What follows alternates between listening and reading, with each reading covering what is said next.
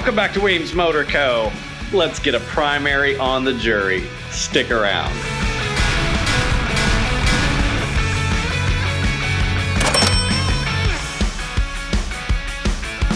Alright, first things first, I want to apologize. I know our last two videos were running a little long because I just wasn't able to shut my mouth. So my guarantee in this video is that we were gonna wrap this up as quickly as possible because this isn't a hard job. We've done it before.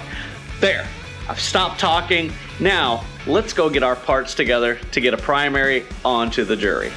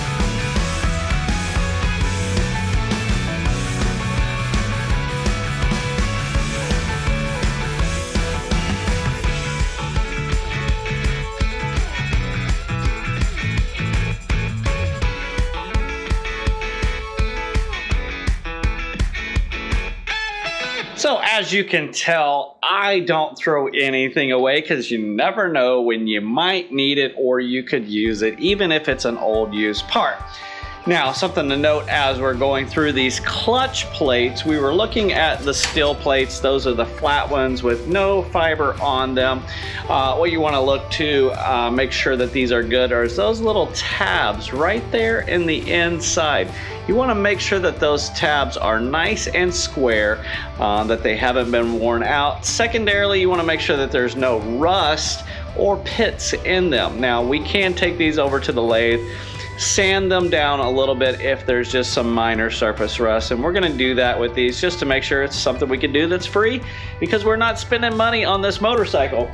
Now, on your fiber plates, once again, you have little tabs, but the tabs go on the outside diameter of the fiber plates. You want to make sure that those are nice and square. And then secondarily, you look down the plate to make sure that you actually have enough of the friction pads left.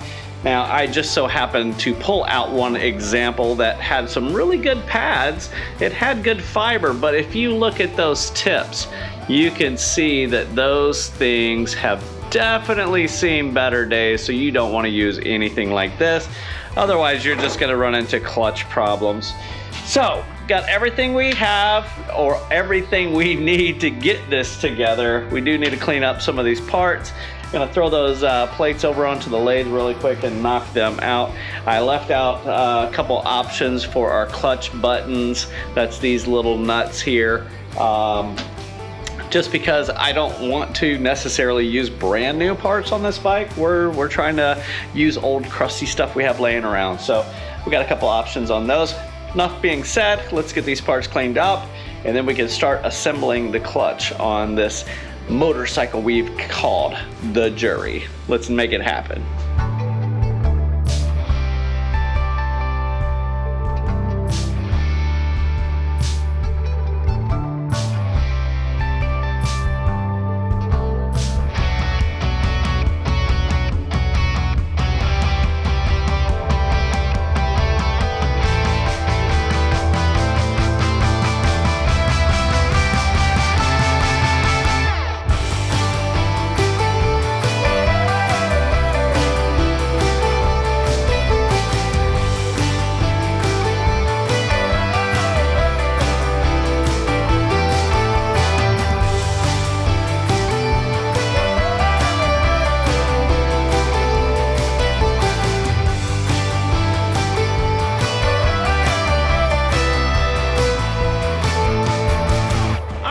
now that we have all of the parts found and cleaned and ready to assemble, the first thing we need to do is assemble that clutch hub. We've done this on many videos. If you want to see a slower version, just go back and watch one of those.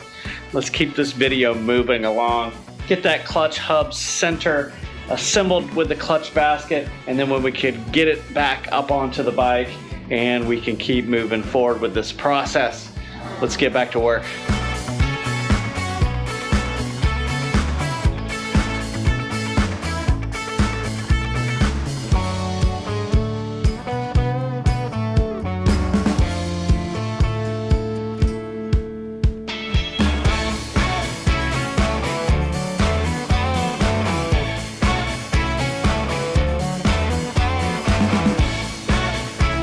Looking good so far.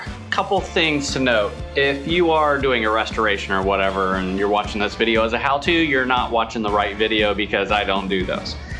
We would normally go ahead and put our inner primary cover on before you put on your clutch basket because you need to have that behind there. Well, out of all of the pre-units I've ever made, I've never run one with an open primary, which means that chain is exposed and it's out there. I did something similar on our Born Free bike, but a little bit different. But I thought, what better chance than on this project where we're just scrounging, finding parts laying around, to do it on here. Now, I do have a primary cover, an inner primary cover that we could put on there, but like I said, at the end of the day, maybe we could use those parts on another project. I want to have that all exposed for us. Now, when it comes to mix matching parts, make sure you know what you're doing. Look at manuals, make sure you have experience. You can put different baskets on different clutch hubs. You can run a 3-spring clutch hub with a simplex chain like what this is. You can mix match a lot of those parts. Just know what you're doing when it comes to that because sometimes threads are different, sizes are different, yada, yada, yada. But with this one, we are running what would be the original 1952 clutch setup, which means that you actually have 5 of your fiber plates and you have 6 of your steel plates. Now, it's an uneven number. That means one needs to go in first, then another one, alternating those. Well, with this particular setup, you want to put a steel plate in first. So it'll go steel, fiber, etc. until you get out to the end, which would be your last steel plate. And then your pressure plate goes on there, springs in, buttons on, and we have a complete clutch basket. I'm done talking about it. We can do it right now, so let's get to work.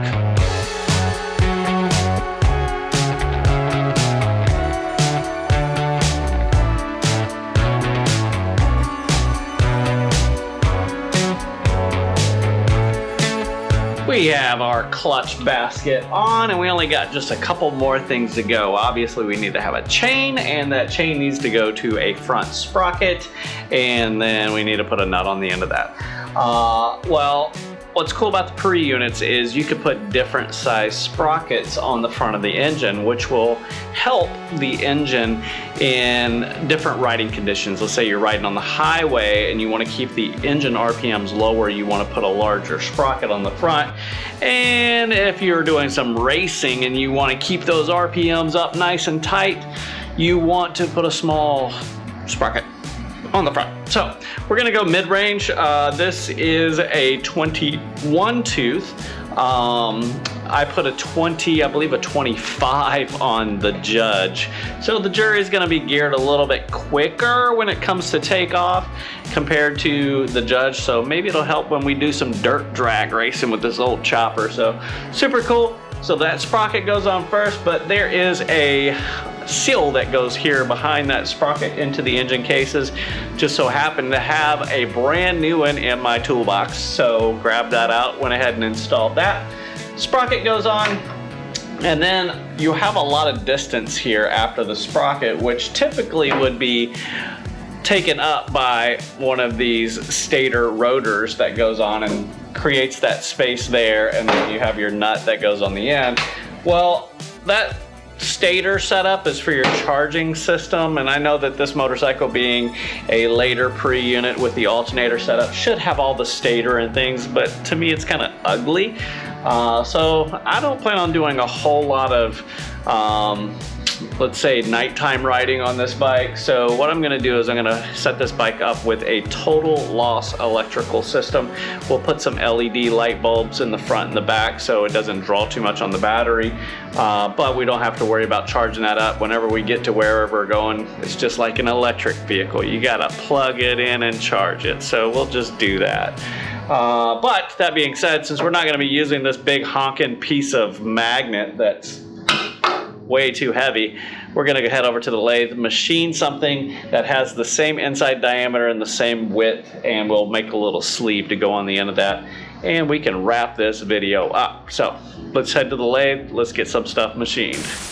Alright guys, before we jump onto the lathe, I just wanted to ask you a quick question. So there's a new movie that recently came out titled The Bike Riders, and it's been receiving rave reviews, especially from motorcycle enthusiasts. Well, I just so happen to have the original book that the movie was based off of. See, this guy, Danny Leon, was around in 1963 through 1967, capturing all of these images from early motorcycle clubs and motorcycle culture, and they based the whole movie off of some of the really cool images that he had captured in his book. Now, me being a British bike lover, I love this book because it has so many British bikes in it. So many British bikes, in fact, that it kind of makes the movie seem wrong, like they didn't do the research in it. See, in this book, there is one BMW motorcycle, which is a German motorcycle. There are 3 Japanese motorcycles, all of which being Hondas.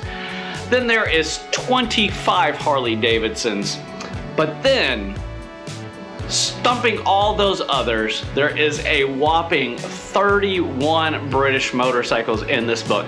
And do you want to guess how many British bikes are in that new movie? Jump in the comments, let me know how many you think is in the movie, and we will give you the answer after I machine this part. So let's head to the lathe, get to work.